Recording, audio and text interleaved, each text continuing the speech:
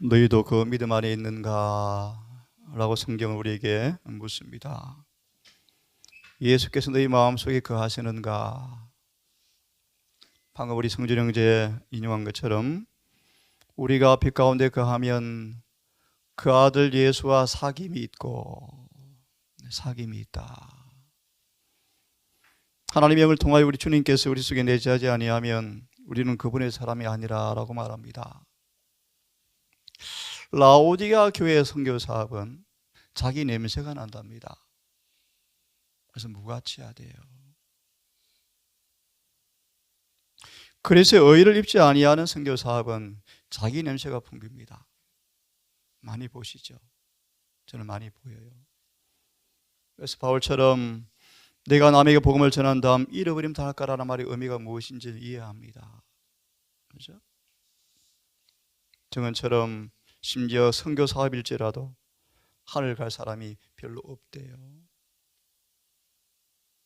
우리는 그분의 의를 옷 입으셔야 돼요. 그분 안에 거하지 아니하는 모든 행사는 다 더러워서 주님께서 간합할 수가 없습니다. 이 아침 조금 복습을 하겠습니다. 예레미야 13장 23절은 표범이 그 반점을 어떻게 해요? 없앨 수 있느냐? 구스인이 그 피부를 희게 할 수 있느냐? 없습니다. 로마서 10장을 말씀드린 것처럼 우리는 사단에게 단단히 사로잡힌 바 되어서 아무리 원하지만 죄의 노예로 팔려가는 것을 바라볼 수밖에 없도다. 인간은 철저하게 무력합니다. 어느 누구도 사망의 몸에서 타락해버린 인간의 본성의 힘을 어느 누구도 이길 수가 없게 되어버렸습니다. 다 죄 아래 팔려버립니다. 인간은 마음도 생각도 정서도 사상도 감정도 지배할 수가 없습니다. 오직 예수를 떠나서는 아무것도 할 수가 없다고 성경은 천명합니다. 매 발자국마다 성령께서 함께하지 아니하면 인간은 넘어질 것이다. 이끄심도 감동도 회개도 성경의 깨달음도 성화도 완전도 영원히 불가능합니다. 하지만 말씀을 드렸습니다. 로마서 3장 31절을 통해서 말씀드리기를 하나님의 표준이 바뀌었는가? 절대로 바뀌지 않았습니다.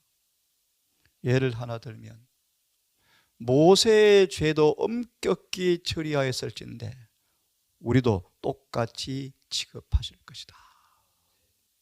하나님의 언약의 조건을 따르지 못한다고 아브라함은 비난을 당했습니다. 하나님은 수치를 당했습니다. 믿음의 조상이라고요? 왜 나와 내 동료들은 범죄에서 내어 쫓았으면서 왜 아브라함은 언약을 따르지 못함에도 불구하고 왜 복을 주십니까? 부당합니다. 하나님은 아브라함에게 온 우주거민 앞에 구속의 경륜이 무엇인가를 확실히 보여주기 위해서 시험을 보류해 두셨다가 인간의 힘으로 완전히 무력한 지점 100% 주님의 능력을 의지하고서만 이룰 수 있는 완전한 순종만이 하나님께서 받으신다는 사실을 율법과 일치된 전적인 순종 외에는 그분께서 받지 않는다는 사실을 명백하게 하기 위해서 마지막 아브라함이 120세가 넘어서요.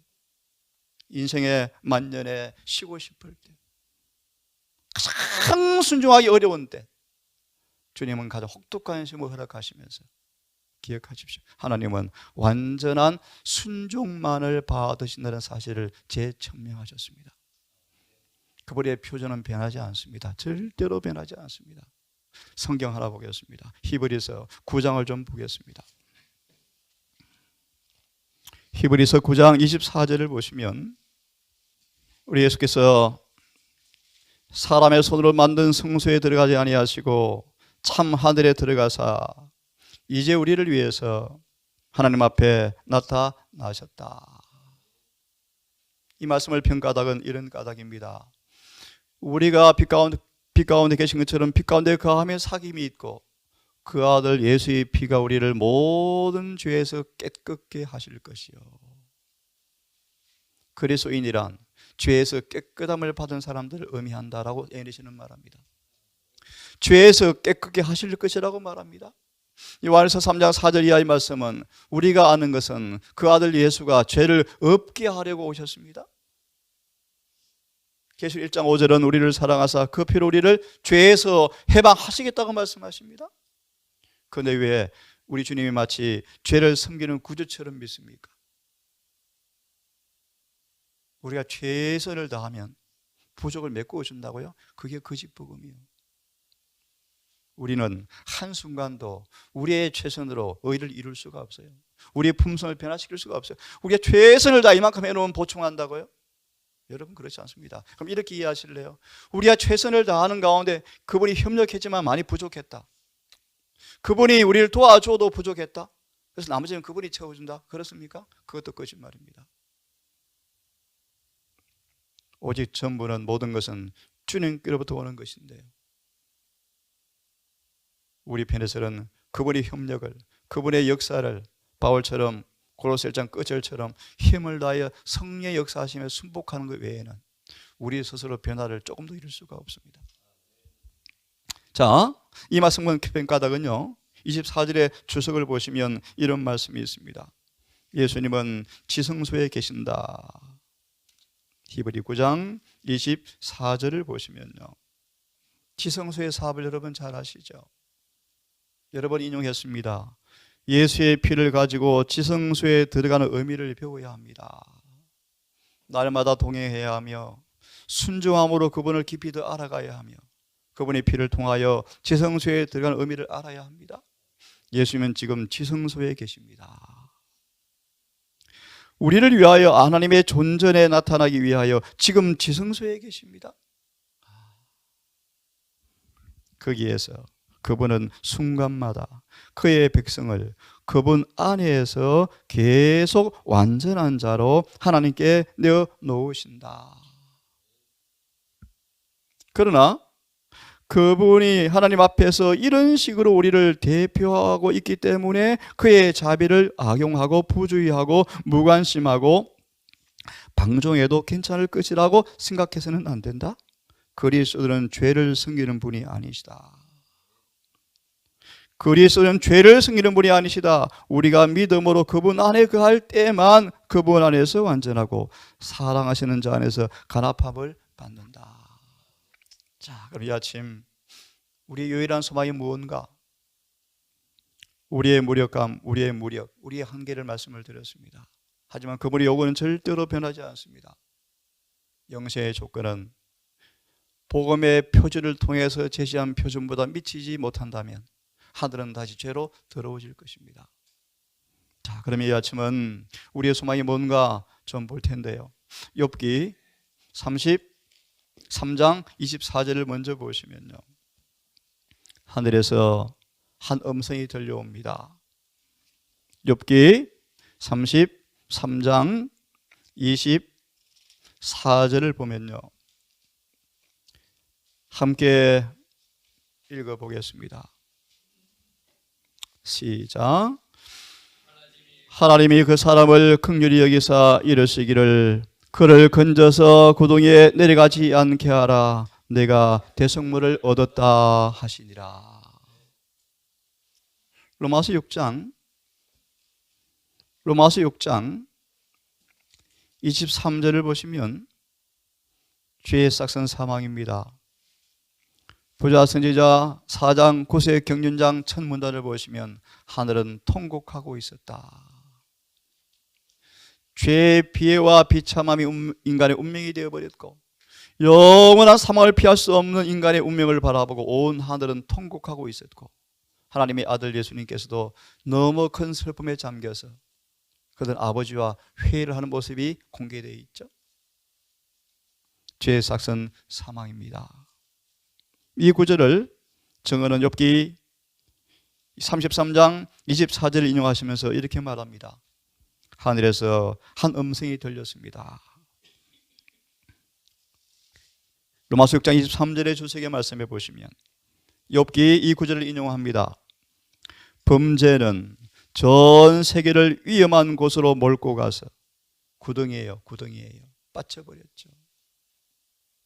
영원히 헤어날 수 없는 무저갱이에요. 지옥이에요. 무덤이에요. 음부예요. 영원한 사망이에요. 존재 자체가 없어져 버리는 영원한 사망에 우리를 가두었는데요. 증언은 말합니다. 범죄는 전 세계를 위험한 곳으로 몰고 가서 사형 선고에 두었다. 그러나 하늘에서 나는 대성물을 발견하였다 라는 음성이 들렸다. 인간에게 소망의 길이 열렸습니다. 이 대성물을 통하여 갈라디아 2장 3장 펴시겠습니까? 24절 26절을 보시면 치료약이 우리의 죄와 사망을 치료하는 길이 열렸다고 말씀하시는데, 갈라디아서 3장 24절 26절을 제가 읽습니다. 갈라디아 3장 24, 26절. 하나님의 율법이 우리의 심장까지, 등뼈까지요, 뼛속까지요, 오장육부까지요, 관절과 고수까지 찔러 쪼개어서 죄를 깨닫게 해서 몽학선생처럼 되어서 우리로 예수께 달려가서 우리로 하여금 믿음으로 말미암아 의를 얻게 하려 하심이라. 그렇게 말합니다.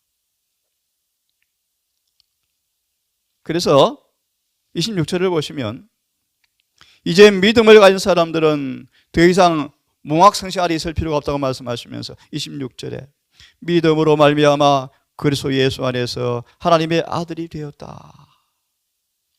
이 구절의 증언을 보시면 3장 우리의 유일한 치료제 그리스도, 유일한 치료제 그리스도. 죄는 불법이죠. 인간은 법에 채무를 졌습니다. 이 채무를 변제할 능력은 인간에게 조금도 없죠. 한 푼도 갚을 능력이 없죠. 그러면 율법은 선고합니다. 영원한 사망, 면할 수가 없죠. 그럼 우리에게 바울처럼 십자가가 나타나서 바울은 경험했습니다. 십자가면 내가 나를 자랑합니다. 왜냐하면 저로 하여금 믿음으로 의롭게 되게 만들어 주었습니다. 읽어보면 이제 우리의 마음이 대성물을 발견하였노라.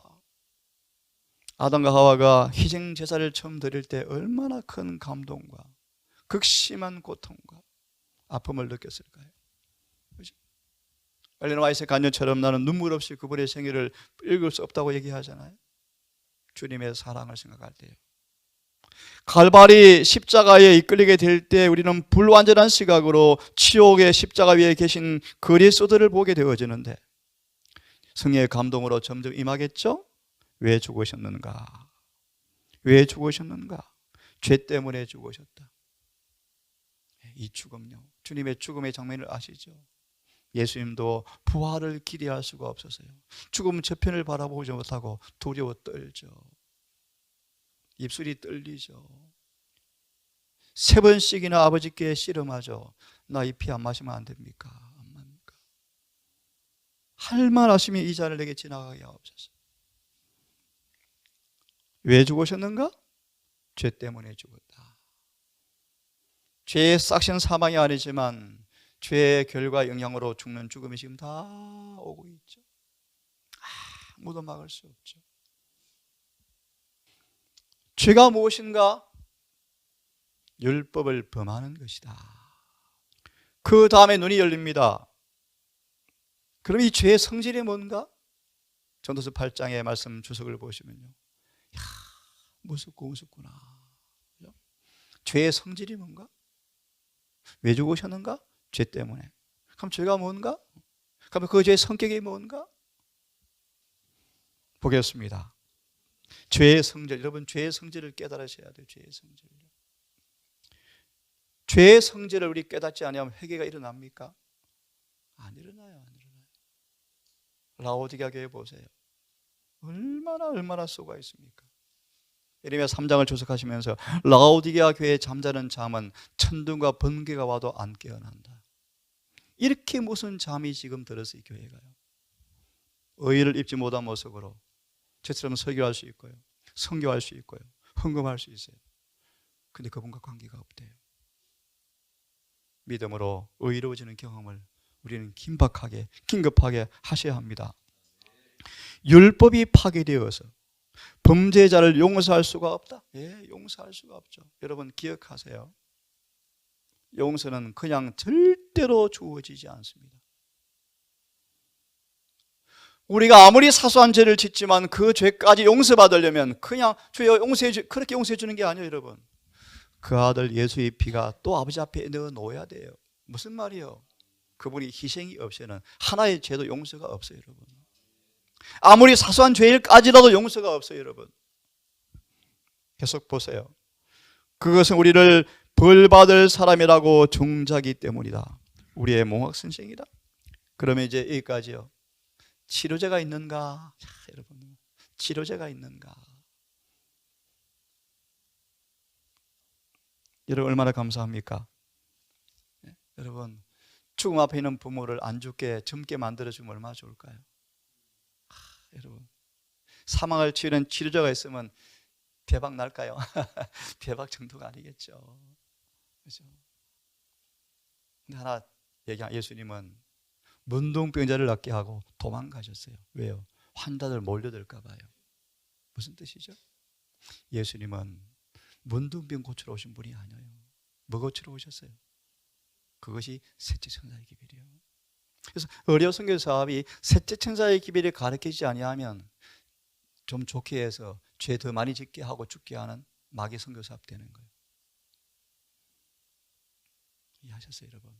그러므로 특별히 저와 여러분들이 복음의 해독을 경험한 사람들이 봉사하셔서 영혼들을 그렇게 인도해야 한 명이라도 암 나와도 죽는데요, 안 죽습니까, 여러분? 죄가 치료되어지는 그런 의료 선교사 셋째 천사의 기별을 전하는 곳이 되셔야 돼요. 계속 읽기를 원합니다. 치료제가 어디 있는가? 율법 우리를 내몰아서 십자가에 달리신 그리스도께로 향하게 한다. 이런 예수께서 타락하고 죄많은 사람들에게 그의 의를 나누어 줄 수 있도록 하시기 위함이며, 치료제가 무엇입니까? 의죠. 의. 예수님은 33년간 이 치료제를 만들어 놓으셨죠. 치료제. 아무리 타락한 사람의 죄값이라도 치료제가 적용되어지고 나누어지면 용서의 값이 주어지고, 한 번도 방금 인용한 것처럼 죄를 범하지 않은 사람처럼 우리를 인정해 주실 만큼 주님 치료제가 탁월합니까? 예. 보세요. 그의 의로우신 품성을 입고 있는 사람들을 그의 아버지께 제시하려 함입니다. 아버지여, 내 아들입니다. 나 있는 곳에 있게 해 주십시오. 타락해 본 적이 없는 천사보다 탁월한 위치에 올려놓겠다. 이게 놀라운 신비죠. 신비죠. 로마서 4장을 좀 펴십시오. 우리의 소망을, 우리 유일한 희망을 이제 제가 보고 있습니다. 로마서 4장을 펴십시오. 3절 5절을 읽습니다. 성경이 무엇을 말하고 있습니까? 아브라함이 하나님을 믿음에 이것이 저에게 의로 여김바 되었느니라. 공부하셨죠? 여김바 되었다. 카운티도요. 법정 용어라 그랬죠. 회계장부에 청산 다 되어서 빚이 없음, 무죄, 한 번도 죄 지은 적이 없음. 장부 딱 펴보니까 수천억이 딱 저금되어 있네. 무슨 말이요? 그의 생에 죄는 다 용서되어 버렸고, 과거에도 율법과 일치된 삶을 살았던 흔적이 예수의 의를 통해서 우리의 의로 딱 기록되어 있네요. 이것이 여김바 되었다라는 단어입니다, 여러분. 얼마나 놀랍습니까, 여러분? 어제 우리 여러분 고아만큼 슬픈 존재가 없어요. 고아요, 그죠? 고아. 차가운 겨울도 엄마 아빠가 없잖아요. 돈이 부족한데 빌리고 싶은데 빌려줄 데가 한 군데도 없대요. 근데 연락이 왔대요. 좀 빌려달라고요. 그래서 이런 마음으로 빌려줬답니다. 안 받을 마음으로 빌려줬대요. 참 감사하죠? 고아가 참 슬퍼요. 불쌍해요. 여러분, 우리는 고아였습니다. 고아, 그죠? 고아처럼 살았잖아요. 사단이 뭐라 그래요? 너 아버지 어디 있니라고 놀리잖아. 요엘서의 말씀에. 빚이 지면 갚아줄 사람이 아무도 없잖아요. 하나님의 훈련 같아, 훈련. 오직 하나님만 의지하도록. 자, 여러분 이 경험을 평안한 때 하십시오. 환난 오시면 기다릴 것이 없으면 다 무너질 거예요. 지금 평안한 때 주님만 의지하는 법을 여러분 배우시기를 바랍니다. 4절을 보면 일하는 자에게는 그 싹을 은혜로 여기지 아니하고 빚으로 여기으니와. 일을 아니할지라도, 이런 말씀이 정말 오해되는 성경 구절이죠. 일을 아니할지라도 경건치 아니한 자를 의롭다 하시는 이를 믿는 자에게 그의 믿음을 의로 여기신다. 그냥 마무리 하나 해드립니다. 칭의나 성화에도 우리의 일을 통해서 의의 무게를 더하는 것은 한 번도 없어요. 오직 전적으로 그분의 칭의도 성화도 그분의 일이요, 그분이. 우리 일이 아니에요. 그래서 여러분 아십니까? 믿음으로 말하면 의란 인간의 영광을 티끌에 묻어버리고 인간이 할 수 없는 것을 인간을 위해서 인간 속에서 해주시는 주님의 일이 의지. 인간은 하나의 의도 공로가 없어요. 붙일 수가 없어요. 이 구절을 주석을 좀 보십시오. 이것이 믿음으로 마음의 의다라는 말씀 19절 28절에 우리 두 번째 문단을 조금 더 읽고요. 찾았습니까? 예, 용서, 의롭다 하심. 미안합니다. 그 앞에부터 읽으면 좋겠습니다.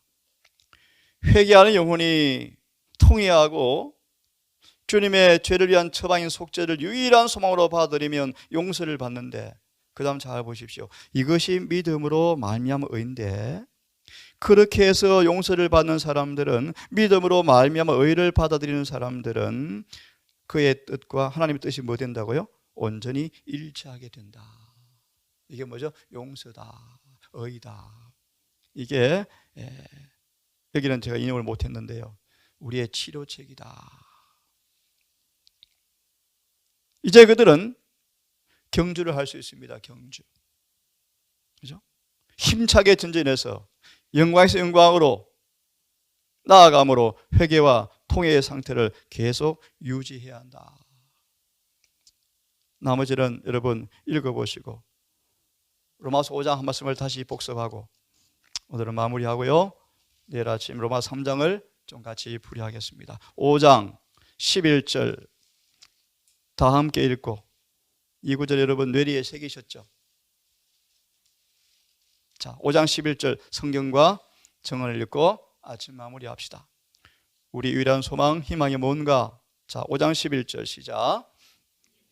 이뿐 아니라 이제 우리로 화목을 얻게 하신 우리 주 예수 그리스도로 말미암아 하나님 안에서 또한 즐거워하느니라. 5장 11절 주석을 펴십시오. 내일 아침 로마서 3장 24절 26절을 함께 연구해 보기로 하고요, 이 주석을 같이 읽고 오늘은 마칩시다. 죄에 대한 하나님의 치료. 여러분, 죄가 치료되는 것 얼마나 놀라운 은혜입니까? 여러분 함께 읽고 마치십시다. 시작. 그리스도의 속죄는 우리의 죄를 용서받게 할 잘 고안된 방법일 뿐 아니라 범죄 치료와 영적 건강의 회복을 위해서 내리신 하나님의 처방이다. 그것은 그리스도의 의가 우리 위에 입혀지게 할 뿐 아니라 우리의 마음에 머물러 있게 한다. 아멘. 거룩하신 아버지, 성령의 음성을 통하여 엄숙한 의미에서 사실인 것은 지금은 죄를 지을 시간도 없다는 말의 의미를 이해하게 됩니다. 우리가 죄를 범하고 넘어지면 다시 간합함을 통하여 기회가 주어지고 우리의 죄가 용서받을 수 있을지 모르지만 그 죄가 남긴 상처 흔적이 깨끗하게 치유될 시간이 부족할까 두렵다라는 정언의 말씀이 기억납니다. 지금 주님께서 지성소에 계신다는 말의 의미를 이해합니다. 우리의 의를 입혀질 뿐 아니라 의가 영원히 머물게 하기 위한 주님의 마지막 속죄 봉사를 이해합니다. 하지만 오늘 우리가 갈팡질팡 육신과 영을 넘나드는 가난 변경성에서 가난의 변경에서 죄와 자신과 장난친다면 영원히 입을 손실이 얼마나 큰지를 계산해 보고 히브리 3장 말씀처럼 오늘이라 라는 순간 성령의 음성 앞에 순복하는 착한 종 되기를 소망합니다. 성령님, 우리에게 임해 주셔서 우리를 다스려 주시기를 고백합니다. 매 순간 바울처럼 만물의 찢기가 되어지고 만물의 배설물이 되어져서 실어 버림바 되었던 바울처럼 그럴지라도 예수의 의를 얻는 그 경험을 가장 소중한지라 바울은 핍박에도 가난에도 극기에도 천대에도 멸시에도 아랑곳하지 않고 십자가만을 붙들었습니다. 주 우리에게 그런 겸손한 마음 주시옵소서. 매 순간 빛 대신 주님을 바라보므로 자아를 순간도 보지 않게 하시고 그 사단이 자아를 아첨하여 시험에 미끼를 던질 때 죄에 대해 죽고 흥미를 잃어버리는 모습으로 살게 하셔서 마귀가 분노하여 도망가는 승리의 경험을 하게 해 주시옵소서.